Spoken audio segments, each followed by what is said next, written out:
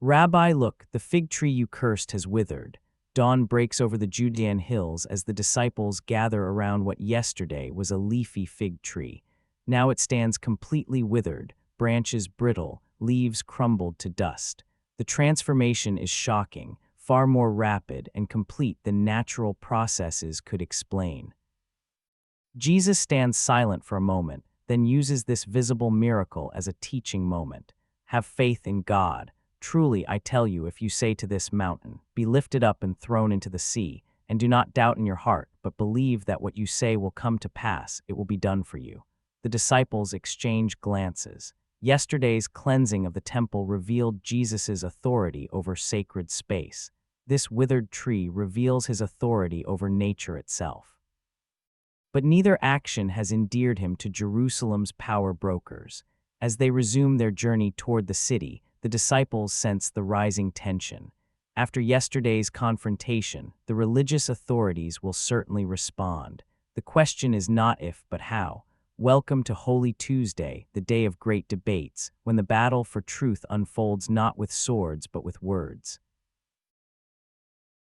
The temple courts buzz with anticipation this morning.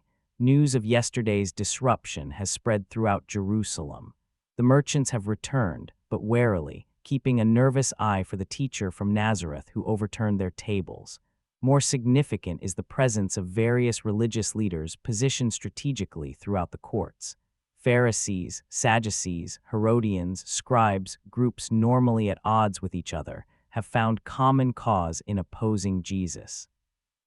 They've prepared clever questions designed to trap him, discredit him, or force him to incriminate himself.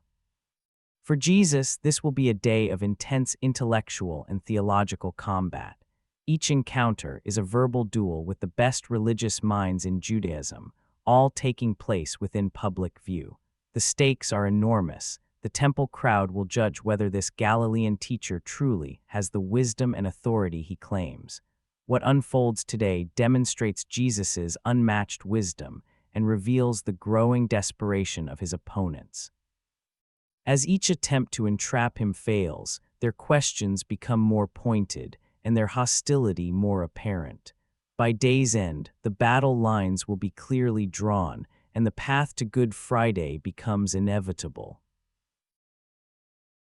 Jesus' entrance into the temple courts immediately draws attention. The chief priests and elders move quickly to intercept him before he can begin teaching. These are the official guardians of temple tradition and authority, men of advanced age, dressed in the distinctive robes of their office, regarding Jesus with barely concealed hostility. Their opening question cuts straight to the heart of the matter. By what authority are you doing these things, and who gave you this authority? This isn't merely about yesterday's disruption, but challenges Jesus' overall ministry. Who authorized you to teach, to heal, to forgive sins? In their hierarchical system, legitimate authority comes through proper channels, recognized teachers, established schools, known lineages. Jesus, with no formal rabbinic training, operating outside the established system, threatens their monopoly on religious authority. Jesus, sensing the trap, responds with his own question. I will ask you one question. If you answer me, I will tell you by what authority I do these things. John's baptism, was it from heaven or of human origin? This masterful counter-question places his opponents in a dilemma. If they say from heaven, Jesus will ask why they didn't believe John. If they say of human origin, the crowd might turn against them, since many regarded John as a prophet. Unable to answer without compromising themselves, they retreat with a feeble "we don't know." Neither will I tell you by what authority I am doing these things, Jesus replies. But he doesn't stop there. He immediately launches into 3 parables directed specifically at these religious leaders, each one more pointed than the last. Jesus begins with the parable of the 2 sons. A father asks his sons to work in his vineyard. The first says no, but later changes his mind and goes. The second says yes, but never goes. Which one did his father's will? Jesus asks. When they answer correctly, he delivers the stinging application. Tax collectors and prostitutes are entering God's kingdom ahead of you. Next comes the parable of the tenants. A landowner plants a vineyard, rents it to tenants, and sends servants to collect his share of the fruit. The tenants beat and kill the servants. Finally, he sends his son, whom they also kill. What will the owner do to those tenants when he comes? Jesus asks. The implication is unmistakable. The religious leaders, like those wicked tenants, have rejected God's prophets and now plot against God's Son. Finally, Jesus tells the parable of the wedding banquet, describing a king whose invitation to his son's wedding is refused by the originally invited guests, who even mistreat his messengers. The king then extends the invitation to everyone, both good and bad, found on the streets. With each parable, the chief priests and Pharisees grow more furious, recognizing that Jesus is speaking about them. The progression is devastating. In the first, they fail to do God's will, despite their promises. In the second, they actively oppose God's purposes and representatives. In the third, they reject God's gracious invitation while others accept it. Yet they remain unable to arrest him because of his popularity with the crowds. Instead, they withdraw to formulate more deliberate traps. A strange alliance approaches Jesus next: Pharisees, who resent Roman occupation, partnered with Herodians, who support the Roman-backed King Herod. Their question is carefully crafted political dynamite. Is it lawful to pay the imperial tax to Caesar or not? If Jesus says yes, the Pharisees can paint him as a Roman collaborator, alienating the Jewish crowds. If he says no, the Herodians can report him to Roman authorities for inciting tax resistance. Either way, he loses. "Show me the coin used for the tax," Jesus responds. They produce a denarius bearing Caesar's image and inscription. "Whose image is this, and whose inscription?" "Caesar's," they reply. "Then give back to Caesar what is Caesar's, and to God what is God's," Jesus declares. His answer transcends their false dichotomy, acknowledging proper civic responsibilities while implying a higher allegiance to God. More subtly, by asking whose image is on the coin, he alludes to Genesis: human beings bear God's image. While coins may belong to Caesar, people belong to God. His opponents retreat, amazed at this response that slips through their trap while elevating the discussion beyond their petty political divisions. The Sadducees approach next: wealthy aristocrats who, unlike the Pharisees, deny the resurrection of the dead and recognize only the written Torah as authoritative. Their question involves an elaborate scenario based on levirate marriage laws. A woman consecutively marries 7 brothers, each dying childless. At the resurrection, whose wife will she be? This isn't a sincere theological inquiry, but a reductio ad absurdum meant to ridicule belief in resurrection by creating an impossible scenario in the afterlife. Jesus' response is twofold. First, he corrects their faulty understanding. At the resurrection, people neither marry nor are given in marriage. They are like the angels in heaven. The resurrected life isn't simply an extension of present conditions, but a transformation. Second, he addresses their deeper skepticism by using their own restricted scriptural canon against them. "Have you not read what God said to you? I am the God of Abraham, the God of Isaac, and the God of Jacob. He is not the God of the dead, but of the living." Jesus' argument is subtle but powerful. God's ongoing relationship with the patriarchs implies their continued existence. By using the present tense, "I am," not "I was," God indicates that Abraham, Isaac, and Jacob continue to live in some sense, thus affirming resurrection using the very texts the Sadducees accept. The watching crowd is astonished at his teaching, and even some scribes acknowledge, "Well said, teacher." Now a scribe, impressed by Jesus' handling of the Sadducees, poses a more sincere question. Of all the commandments, which is the most important? In contemporary Judaism, this was a legitimate topic of debate. Which of the 613 commandments should be considered primary? Various rabbis had different answers. Jesus responds by quoting the Shema, Deuteronomy 6:4 and 5. Hear, O Israel, the Lord our God, the Lord is one. Love the Lord your God with all your heart and with all your soul and with all your mind and with all your strength. Then he adds, the second is this, love your neighbor as yourself. There is no commandment greater than these. By pairing these two commandments, Jesus creates a perfect synthesis, vertical relationship with God and horizontal relationship with others, both founded on love. This wasn't entirely unique. Other rabbis had made similar connections, but Jesus states it with unmatched clarity and authority. The scribe agrees enthusiastically, even adding that these commandments are more important than all burnt offerings and sacrifices. Jesus, recognizing the man's sincere understanding, tells him, "You are not far from the kingdom of God." This exchange stands out from the day's confrontations, a moment of genuine connection amid growing hostility. After this, Mark tells us, no one dared ask him any more questions. Having weathered every challenge, Jesus now takes the offensive. Addressing the Pharisees, he asks, "What do you think about the Messiah? Whose son is he?" "The son of David," they reply confidently, citing the common understanding that the Messiah would be a descendant of King David.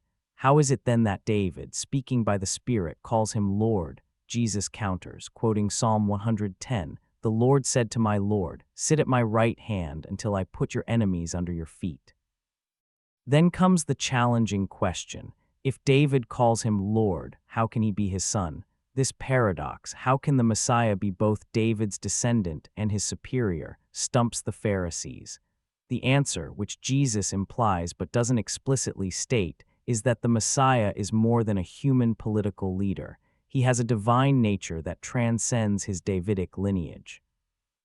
No one can answer him, and from that day forward, no one dared ask him any more questions.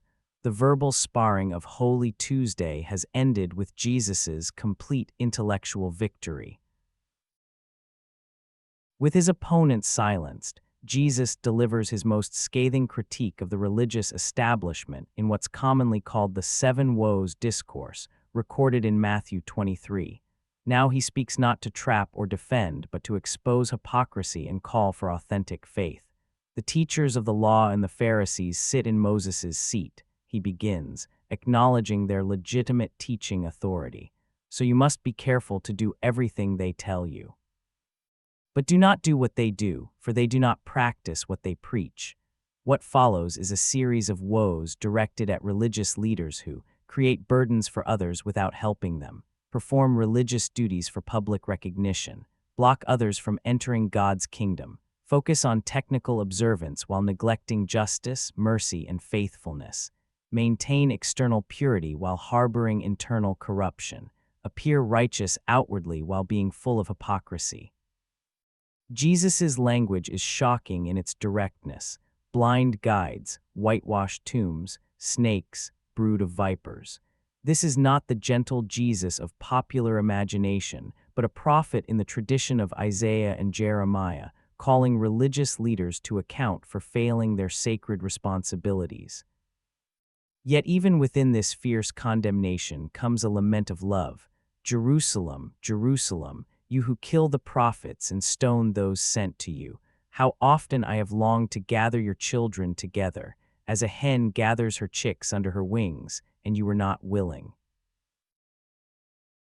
As evening approaches, Jesus leaves the temple for the last time. As they depart, his disciples comment on the magnificent buildings. Jesus makes a shocking prophecy. Not one stone here will be left on another. Everyone will be thrown down. Crossing the Kidron Valley, they climb the Mount of Olives, where Jesus sits with his inner circle, Peter, James, John, and Andrew. With the panorama of Jerusalem and its gleaming temple before them, they ask privately, "When will these things happen? And what will be the sign of your coming and of the end of the age?" In response, Jesus delivers what's known as the Olivet Discourse, an extended teaching about coming judgment on Jerusalem and ultimate cosmic events.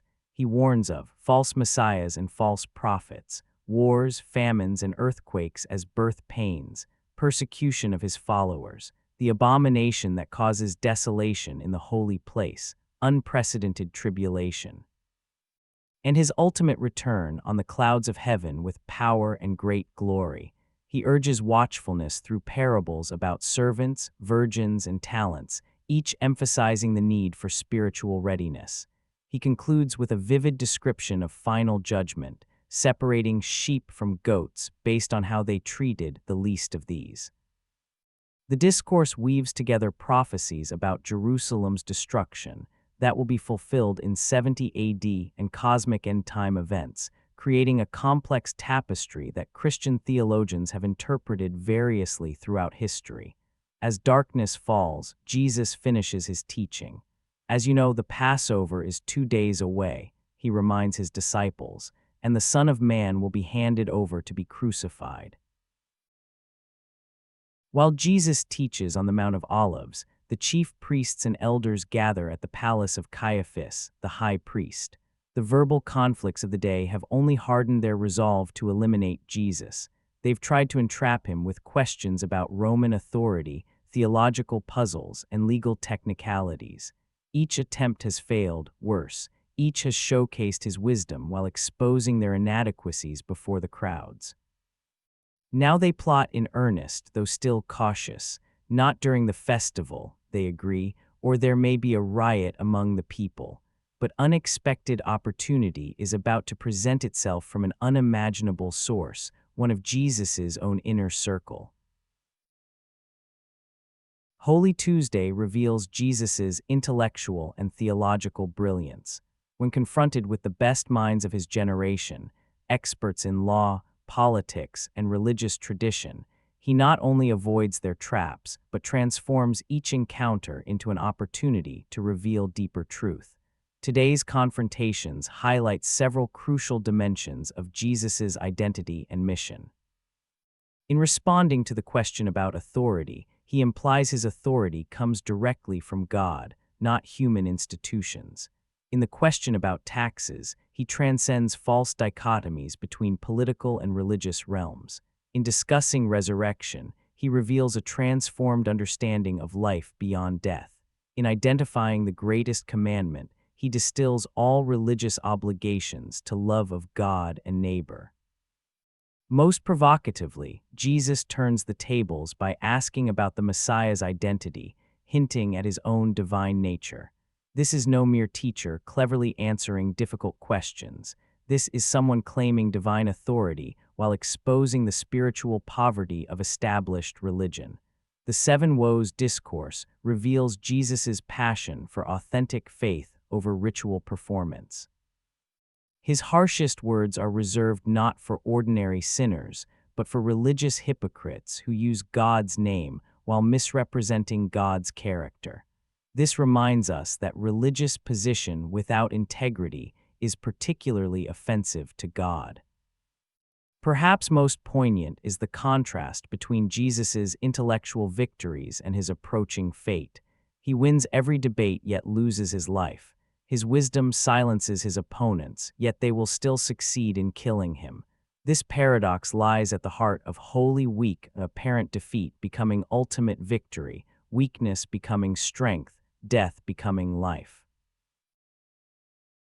As Jesus and his disciples make their evening journey back to Bethany, the weight of the day's confrontations hangs heavy in the air.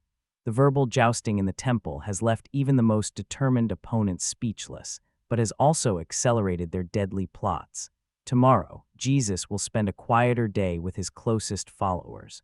While Jerusalem buzzes with Passover preparations, a drama unfolds in the shadows, Judas approaching the religious authorities with a proposition that will change history. The battle of words is over. Soon will come the clash of cosmic powers, as darkness confronts light, as death grapples with life, as the Son of God willingly surrenders to human violence only to transform it into divine redemption. Join us for Holy Wednesday, as betrayal takes shape and the machinery of crucifixion begins to move. The verbal duels in the temple reached their climax when Jesus posed a question that silenced his opponents.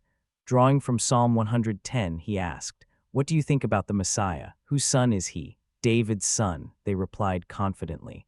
Then why, Jesus countered, did David, speaking by the Spirit, call him Lord? For he says, "The Lord said to my Lord, sit at my right hand until I put your enemies under your feet." This royal psalm speaks of one who is both king and priest, in the order of Melchizedek, pointing to Jesus' dual role as rightful king and ultimate high priest who would offer himself as the perfect sacrifice. As the religious leaders stood speechless, unable to answer, Psalm 110 revealed a profound truth. The Messiah is both David's descendant and David's Lord, both human and divine. Today, this psalm invites us to move beyond our limited understanding of who Jesus is, to recognize his full authority in our lives and in our world. The Lord is at your right hand. He will crush kings on the day of his wrath.